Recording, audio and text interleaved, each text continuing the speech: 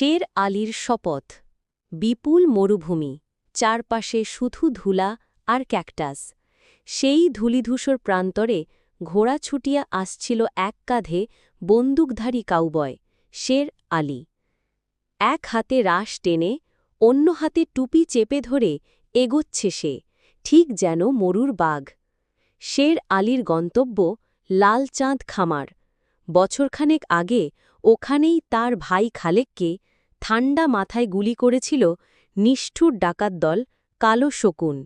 শের আলী কসম খেয়েছিল, প্রত্যেককে খুঁজে বের করে বিচার করবে।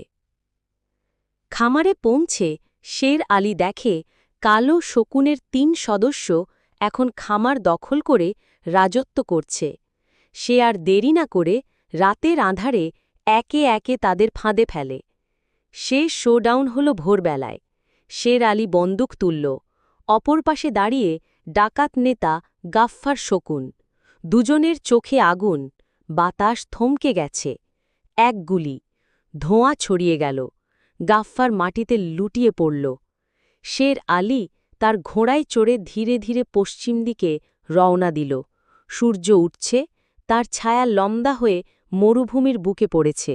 ন্যায় বিচারের পথে সে আবার রওনা হল।